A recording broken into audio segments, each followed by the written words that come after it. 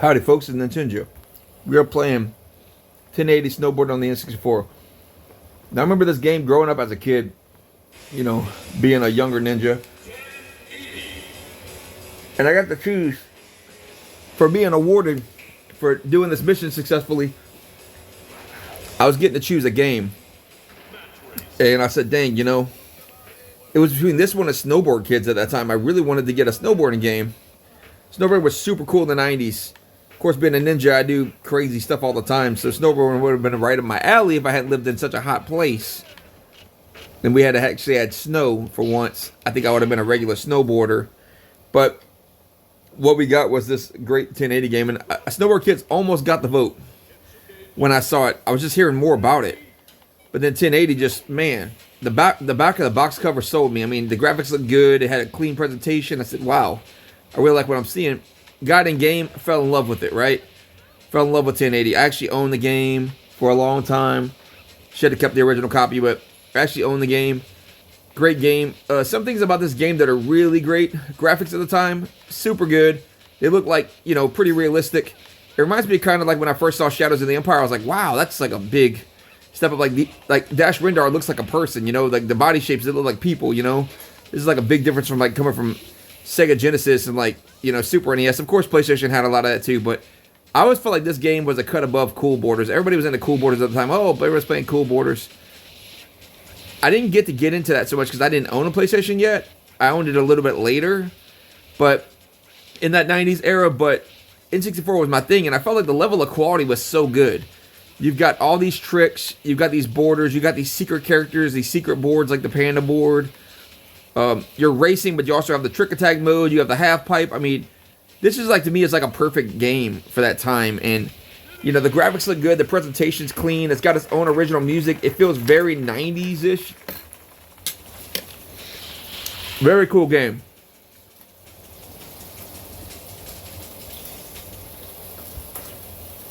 Now, I haven't played this in a long time. I'm playing with an Xbox controller. So, yeah. One of the things about it is when you land, landing is like a whole thing, right? You have to kind of like master the landing. How you're like lined up and everything like that. I was having problems with that at first when I was first picking it back up, but now it's kind of like everything, like the jump timing is all there again. Pretty soon I'll probably be doing tricks again because it's been a long time since I've tried to do tricks on here. But see, that's like the landing smooth, the turning. I'm using this Xbox controller. I didn't set the dead zone or anything, but I did set it up to like, be convenient for me. I got save states. I haven't used one yet, and I beat the whole first 4 courses on the normal mode without using a save state, which is really great. I'm not afraid of using save states. I just want to enjoy my experience, and I feel like your experience should be custom tailored to you. You're the gamer. I know developers made it a certain way, but you're the gamer. Let's see if I can get around there. Yep. Ooh, dang, that was edging. Dang, that was a bad jump. Let's see what we got. All right. So we're going around. So, yeah. So these races are really great. I typically, in the races, just try to avoid the fancy stuff. When I was younger, I used to do like 1080s.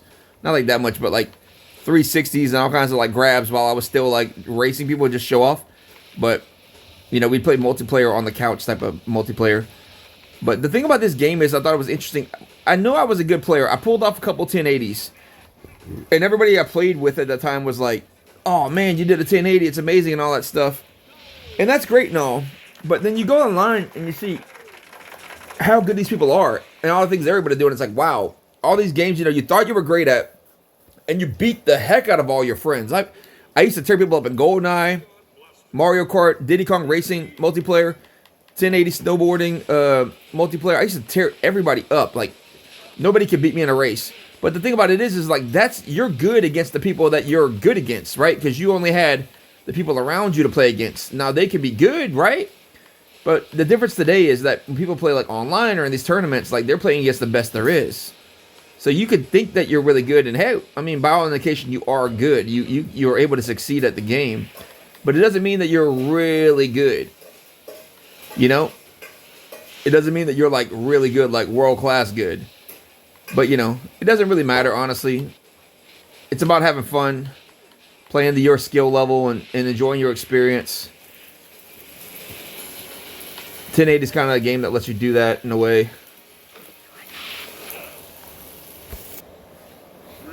There we go. We're back in the game.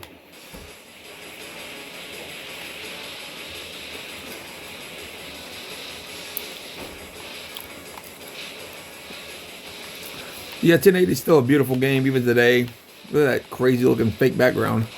But I mean, look at this. Unlike Wave Race, you can just chart your own course. Look at this, the height, speed I got there. I mean, I'm crazy going down like that. Well, I mean, we are really racing, and it's like anything goes. Look at this open area. It's pretty awesome. I feel like this is one of the games that, like, I would say this is one of the games like kind of pushes the N64 forward. Like, look at these. Like one of the showcases of the N64. But for 2025, I give this a review of 7.5. Still fun to play with your friends. Everything kind of holds up. It's fun. You play with the Xbox controller, emulation, Switch Online, I think. It's fun. It needs a proper re-release, like legitimate, like a 1080 collection or something. We need a third 1080 game really, really badly. Nintendo, where you at? 1080 and Wave Race need to make a comeback on the Switch too. They're losing out on a great opportunity there, I feel. But yeah, 7.5 in 2025.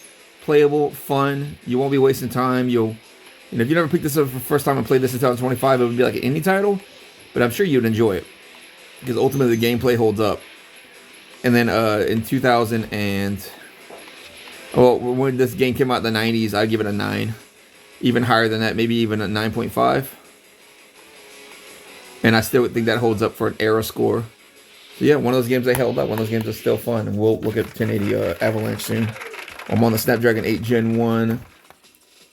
8 gigabytes of RAM. I'm playing it in 1080p with some HD textures. And I've got an Xbox controller in my hand. Looks like I beat this part. Cool. That's what's up. Anyways, y'all subscribe. We'll give y'all some more reviews on stuff and other games and handhelds and stuff like that. Thank you for watching.